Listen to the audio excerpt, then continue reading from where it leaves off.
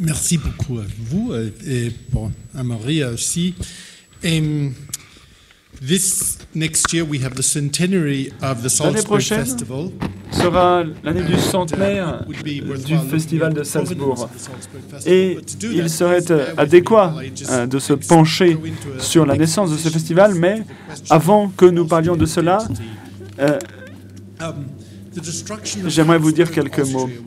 La destruction de l'Autriche des Habsbourg donnera lieu à une colère équivalente en 1918.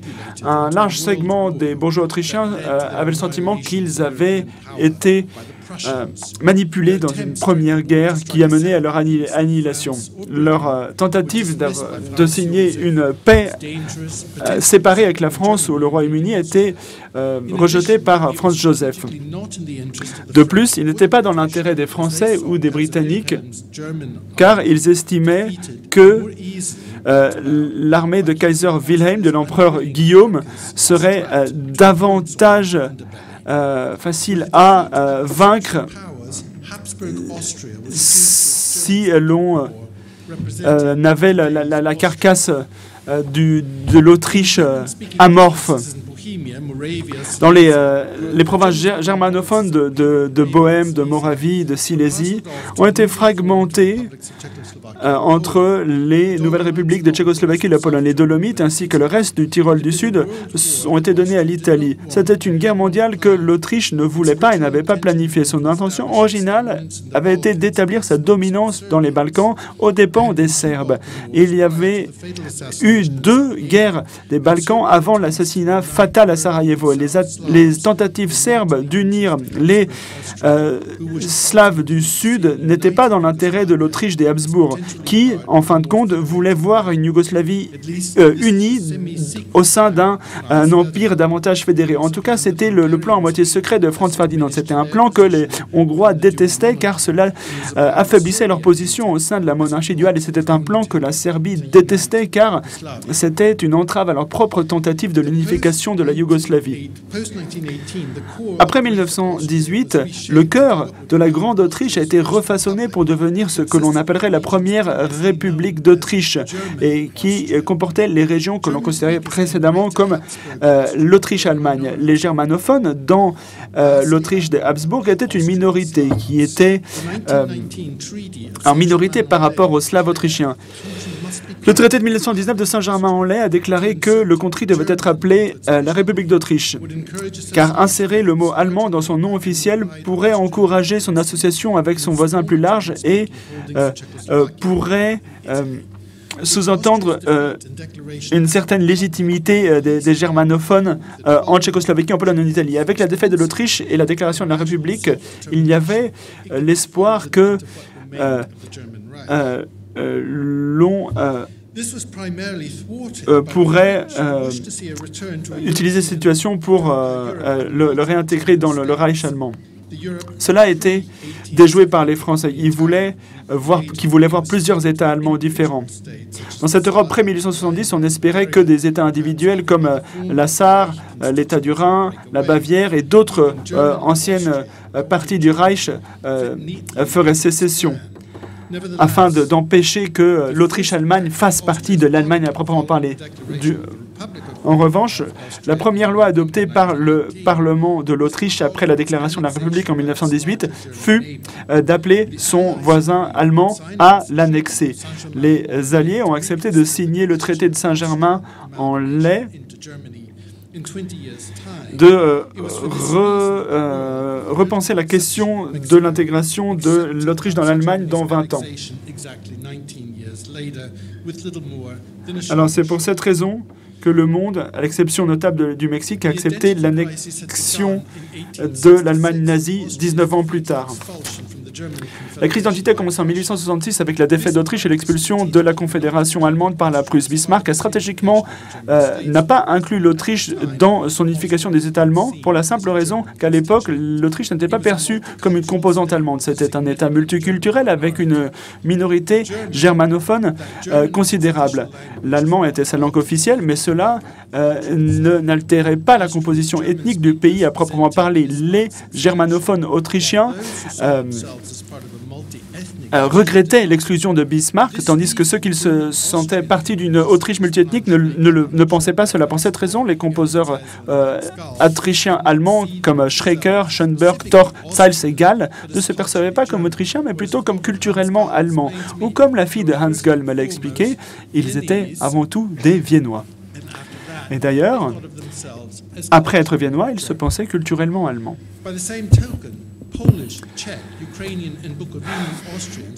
Alors, et les Polonais, les Tchèques, les Ukrainiens, les Autrichiens bucovinois se pensaient comme culturellement autrichiens, comme la plupart des Juifs autrichiens. Pour tous ces enfants, entre guillemets, de l'empereur d'Habsbourg, l'allemand était une langue, pas une identité. Dans un monde encore qui n'avait pas été marqué par les guerres mondiales, l'Holocauste, la culture allemande est toujours la culture du poète et du penseur.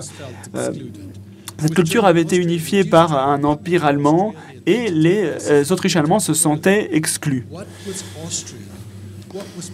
Alors, il fallait se demander ce que c'était que l'Autriche. Était-il possible d'unir l'Autriche? Pouvait-on unifier l'identité autrichienne avec l'identité allemande ou est-ce que les deux étaient complètement incompatibles? À ce moment, Hugo von Hofmannsthal, Max Reinhardt et Bertha Zuckerstand repensèrent l'idée que fit valoir Hermann Bahr quelques années plus tôt. Sa vision était de positionner Salzbourg comme un Bayreuth mozartien. Gustav Mahler, l'ancien amant de Elisabeth Mildenburg, qui est maintenant la femme de Hermann Bahr, avait créé les opéras da Ponte à Salzbourg en 1906, avec l'idée que Salzbourg serait un temple musical, un lieu de pèlerinage comme le Bayreuth de Wagner l'était. Le concept a été ressuscité après la Première Guerre mondiale afin de consolider cette unique identité autrichienne. Mozart faisait toujours référence à lui-même en tant que compositeur allemand et maintenant devenu autrichien.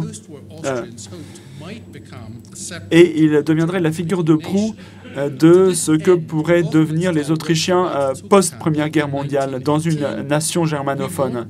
Ainsi, Hofmannsthal écrit Bertha Zuckerstand, « Nous voulons faire de Salzbourg le lieu de naissance de Mozart et la perle des cités autrichiennes, un symbole. Avec la destruction du corps politique qui, auparavant, formait l'Empire, Max Reinhardt et moi-même voulons préserver l'âme immortelle de l'Autriche. » Hofmannsthal, Reinhardt et Zuckerstand percevaient l'âme immortelle autrichienne dans la musique, l'art, l'opéra et le théâtre. Ce sont les moyens apparents qui, selon eux, véhiculaient l'identité autrichienne. Hofmannsthal, Reinhardt et Zuckerkandl étaient les moteurs de ce projet et ils ont entrepris eux-mêmes de définir le concept de l'identité autrichienne. Hofmannsthal et Reinhardt ont tous les deux convenu de deux aspects principaux, le catholicisme médiéval et l'austérité du haut baroque. Dans une Autriche socialement stratifiée, Hofmannsthal était toujours perçu comme juif, bien que son lignage ne témoignait que d'un seul arrière-grand-père juif. Reinhardt et Zuckerkandl étaient tous les deux juifs, signifiant que leur tentative de guider l'identité autrichienne vers une identité catholique baroque était perçue comme un subterfuge juif. Dans tous les cas, Zuckerkandl est venu d'une famille en 1966 qui était proche de l'archiduc Rudolf et l'empereur, et qui voulait rapprocher l'empire des Habsbourg de la France. Franz Joseph, qui était opposé à ça, a donné une plateforme journalistique aux pensées politiques de Rudolf.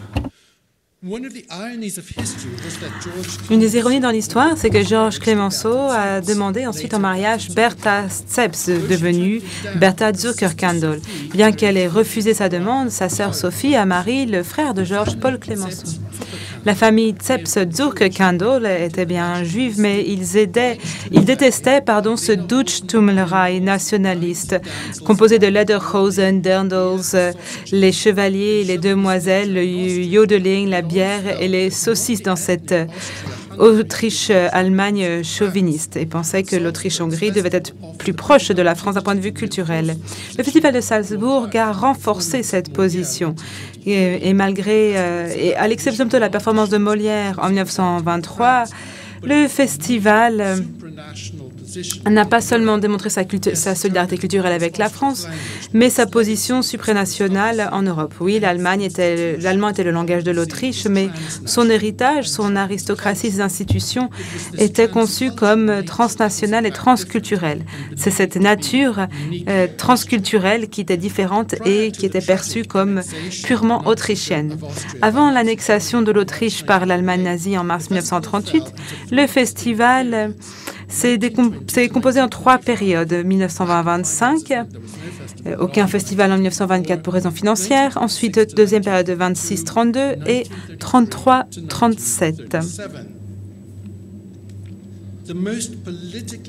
Les périodes les plus volontaristes politiquement sont apparues au début de 1925. Le festival était un cri d'appel pour l'identité autrichienne. Et entre 33 et 37, les politiques nazies allemandes ont tenté de mettre un frein aux touristes allemands en Autriche, tout en donnant une scène aux artistes en Europe qui ne voulaient pas se représenter en Allemagne nazie, tels que Toscanini par exemple. C'est un paradoxe que le festival souhaitait représenter Salzbourg avec le Beyrouth de Mozart, et cela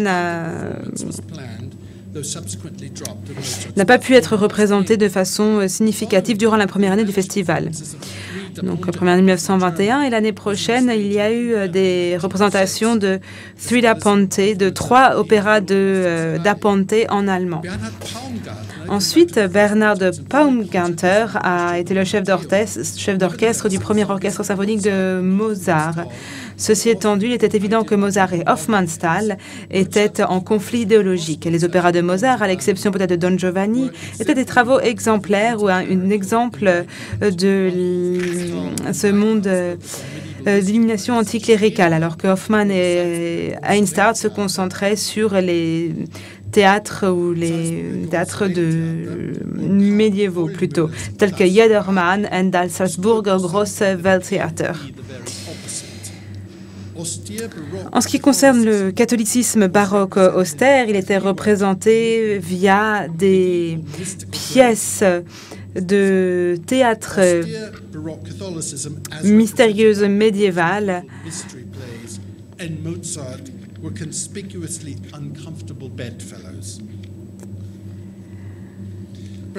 Ensuite,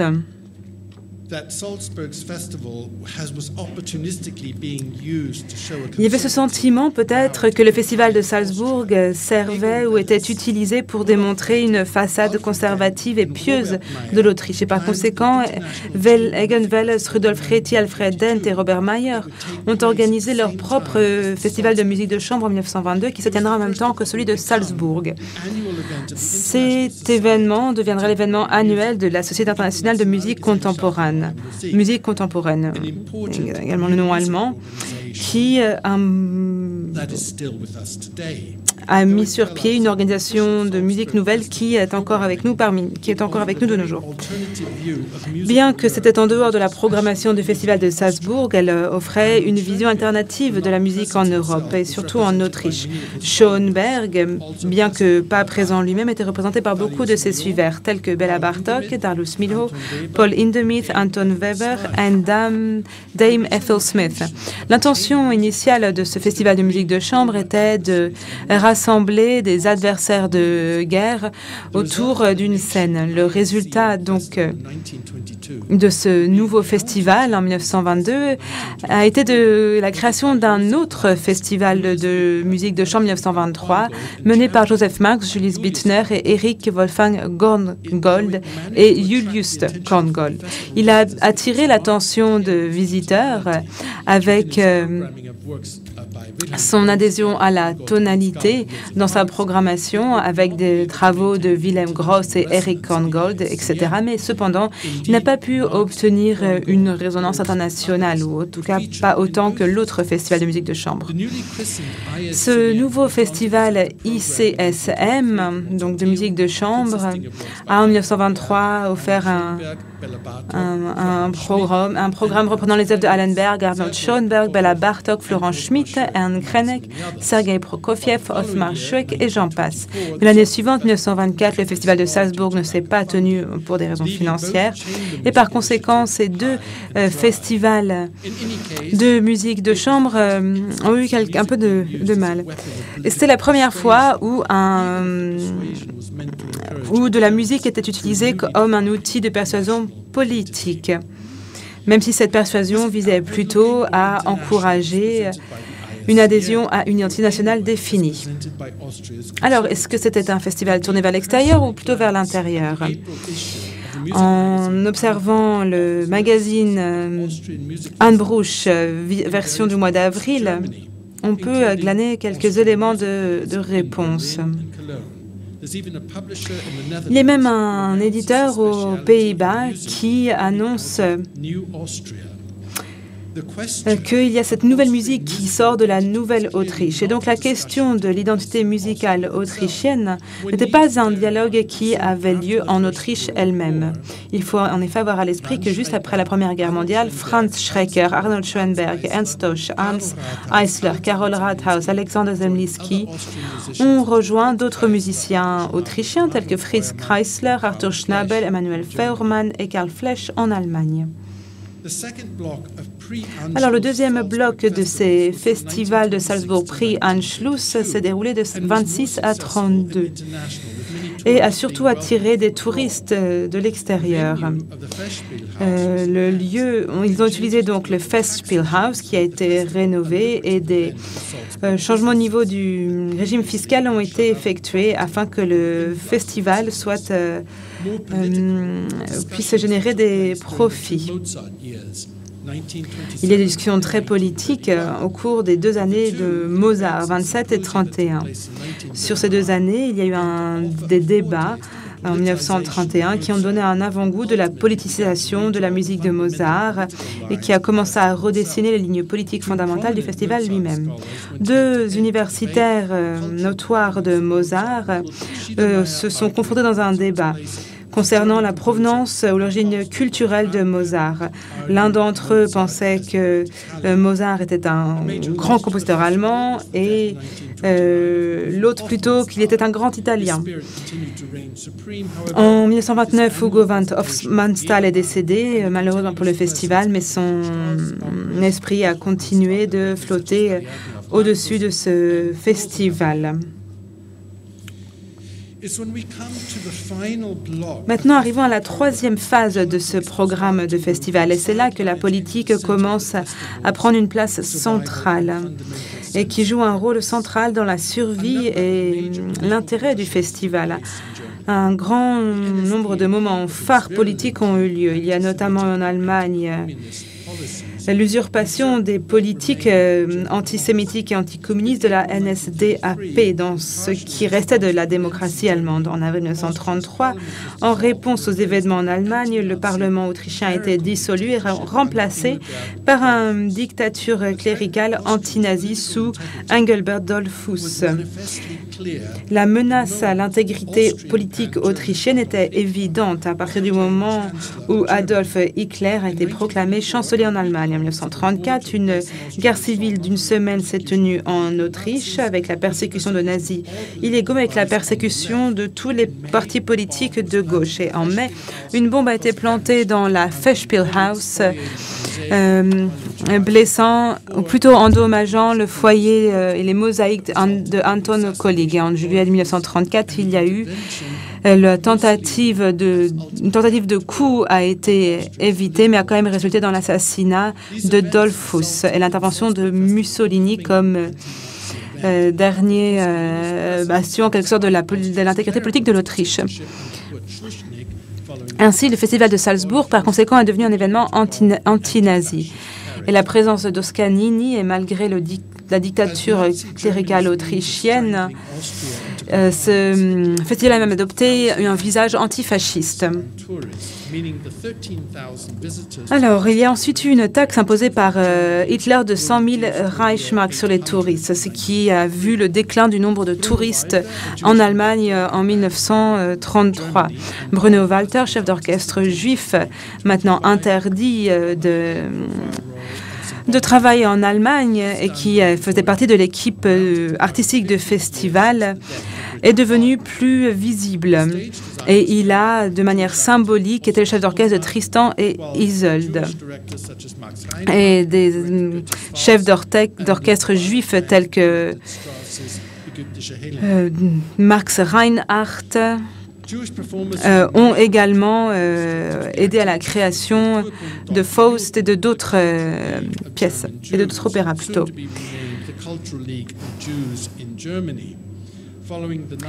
Donc, suite à la décision des nazis qu'il était possible d'être aussi bien juif et allemand, les artistes juifs restant en Allemagne qui ont restreint leur activité à ce Kulturbund Deutscher Juden, donc la Ligue culturelle des Allemands juifs. Puis un grand nombre de chanteurs et d'artistes juifs se sont déplacés de l'Allemagne vers l'Autriche, personnes artistes du festival. L'intervention de... Donc Mussolini est intervenu durant le tentative de coup contre les nazis en 1933 et suite à cela, les opéras da Ponte et Mozart ont eu une représentation en Italie. D'autres chanteurs juifs tels que la soprano Rose Paoli, qui a joué notamment dans Adèle de Strauss,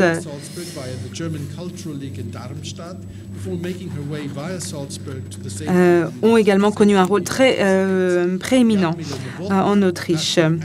Mais il y a également Jaromila Novotná, une anti-nazie véhémente et une des figures les plus populaires de Salzbourg, a également suivi pour aller en Autriche. Alors, il y avait également d'autres personnes qui faisaient partie de cette ligue culturelle allemande qui ont quitté Salzbourg, notamment pour aller en Autriche, aux États-Unis. D'autres chefs d'orchestre ne pouvaient plus travailler dans cette Allemagne nazie, mais étaient très visibles dans le Salzbourg après 1933. Et il est difficile de dire jusqu'à quel point ce déluge de talent avait une intention politique, ou même si cet positionnement politique découle du festival. Ce qui est moins ambigu, en revanche, c'est la participation d'antifascistes de profil très connu, plutôt, tel que Toscanini, qui a annulé sa représentation à Bayreuth et qui a été chef d'orchestre d'un concert à Salzbourg en 1934. On suivit ensuite des performances ou des représentations au festival de Salzbourg. En plus de cela, il y a eu aussi Mendelssohn et Goldemar qui ont également fait des représentations, même s'ils ont abandonné, même s'ils étaient interdits par l'Allemagne. Le Rosé Quartet, mené par Arnold Rosé, était également représentés à ce festival de Salzbourg, tous des artistes juifs évidemment. Si Hofmannsthal et Reiner et si leurs idées à partir de 1920 ont porté et ont mené au fondement culturel, éthique et esthétique de ce qui deviendrait la dictature clérique autrichienne de 1933, la réelle politique, quant à elle, apporterait et fournirait le contexte culturel, éthique et esthétique du festival de 1937, soit l'année avant que l'Autriche cesse d'exister en tant que pays indépendant. Mussolini apportait quelques garanties de sécurité et ces garanties ont commencé à s'amenuiser. Et Da Ponte, où ces opéras ont de nouveau été représentés en Allemagne. Le festival en lui-même a effectué un tournant tentant d'apaiser les voix agressives pan-germaniques au sein de l'édifice politique autrichien. Même si Bruno Walter et Toscanini et d'autres directeurs d'opéra juifs, tels que Max Reinhardt, étaient actifs, maintenant le ton se déplaçait davantage vers une présentation allemande de Mozart, avec notamment Fidelio, programme de Salzbourg depuis 1927, et le Meistersinger de Wagner, ainsi que par exemple Oriente de Weber. Suite à l'annexation de l'Autriche en mars 1938, toute tentative de représenter une identité purement autrichienne furent freinées à un moment où le festival s'est ouvert en août. Les artistes susmentionnés, pour paraphraser Hofmannsthal, signifiait que tout du moins l'esprit et l'âme du festival pouvaient être sauvés. Merci.